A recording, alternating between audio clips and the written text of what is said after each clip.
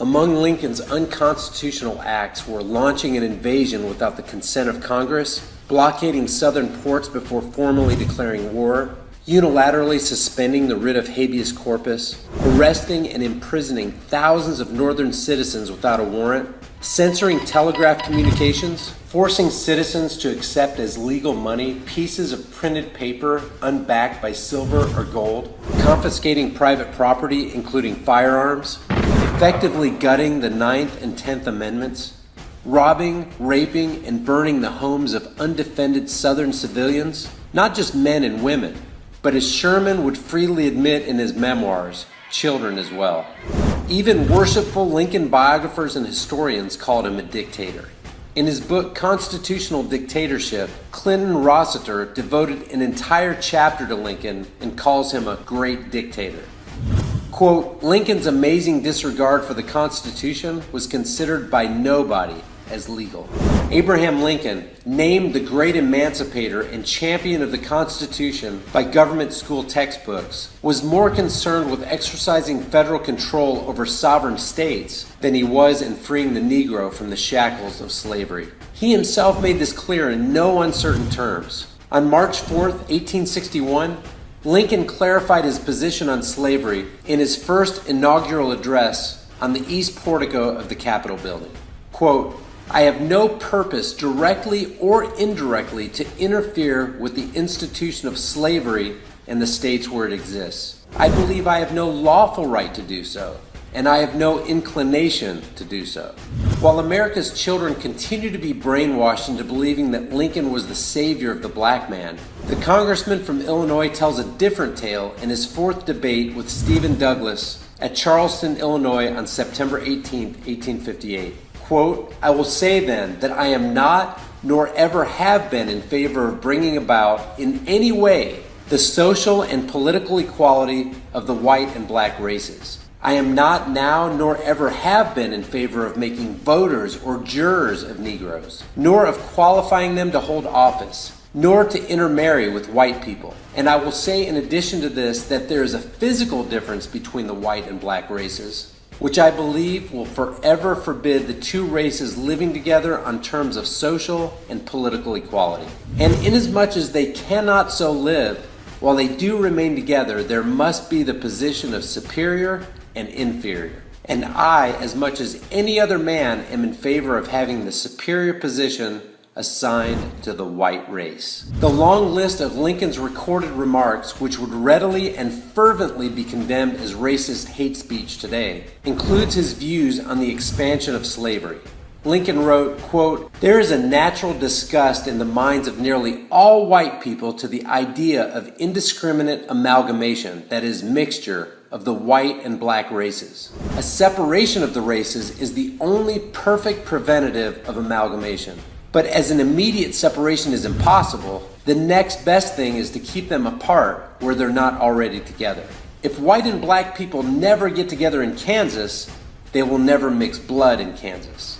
On equality, Lincoln said, quote, I have no purpose to introduce political and social equality between the white and black races. There's physical difference between the two, which, in my opinion, will probably forever forbid their living together upon the footing of perfect equality, and inasmuch as it becomes a necessity that there must be a difference, I, as well as Judge Douglas, am in favor of the race to which I belong having the superior position.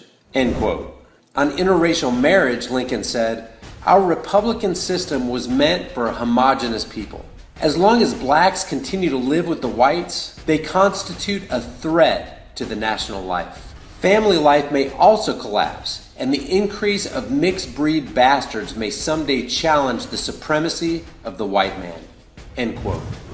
Ironically, rather than freeing slaves, Lincoln, through the Enrollment Act, which conscripted men between the ages of 20 and 45 to be, quote, liable to perform military duty in the service of the United States, created a slave class to be used as enforcers of the federal will.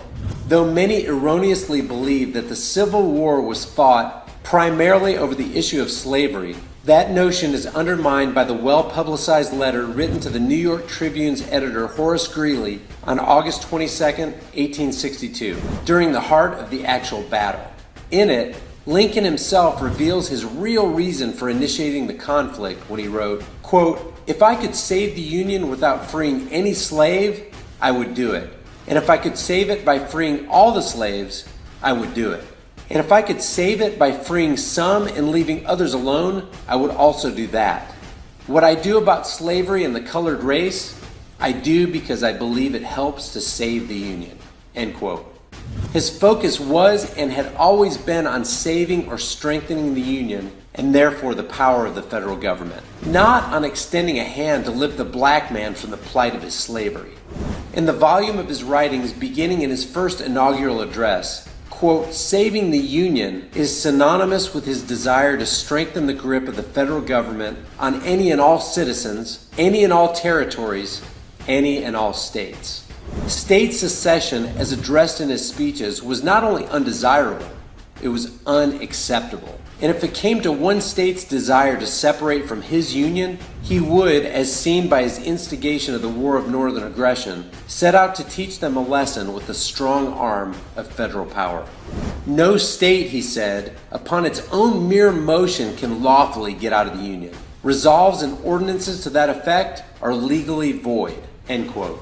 And as if prophesying the events he would provoke just 1 month later by fortifying Fort Sumter, which was situated on the sovereign soil of Confederate-controlled South Carolina, Lincoln declared that, quote, "Acts of violence within any state or states against the authority of the United States are insurrectionary or revolutionary," end quote. He also conveniently mentioned 40 days before the battle at Fort Sumter, quote, "There needs to be no bloodshed or violence, and there shall be none, unless it be forced upon the national authority." In April 1861, after repeated calls by the South Carolina government to evacuate Union troops from the newly seceded region went unheeded, Lincoln took opportunity to knowingly incite the South Carolinian troops to use force upon the national authority by sending supply ships to fortify Union-controlled Fort Sumter in Charleston Harbor. After Confederate troops fired on Fort Sumter, Lincoln, 18 days later, admitted in a letter to Captain G.V. Fox that he expected the retaliation, which he then used as the pretext to garner Northern support and launch a full-scale war against his own countrymen. In a May 1st, 1861 letter to Fox, Lincoln wrote, quote, "You and I both anticipated that the cause of the country would be advanced by making the attempt to provision Fort Sumter, even if it should fail. And it is no small consolation now to feel that our anticipation is justified by the result. That result is what we now know as the Civil War. No one was killed or wounded in the 36-hour battle at Fort Sumter, and the War of Northern Aggression had begun." The Lincoln myth today serves the purpose of the regime, both Democrat and Republican. It serves the purpose of the regime in which power is completely centralized, in which decentralization of power is viewed as suspect. People who promote a centralized authority claim that those who object to it must want to bring slavery back if they favor states having sovereign power. It is Lincoln who inaugurates this version of the United States, a version that is completely at odds with liberty.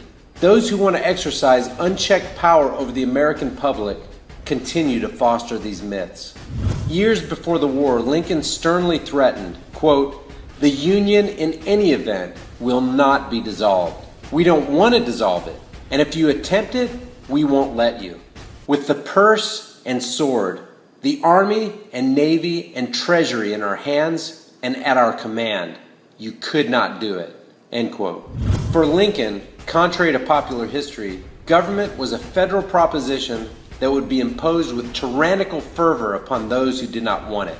And apparently, it mattered not how many souls had to die to accomplish his objective. All the source links for this video can be found in the description box below. If you'd like to see more videos like this, please subscribe to this channel, One Truth for Life, right here on YouTube. For updates and additional content, follow us on Facebook at facebook.com/OneTruthForLife and on Twitter at One Truth for Life.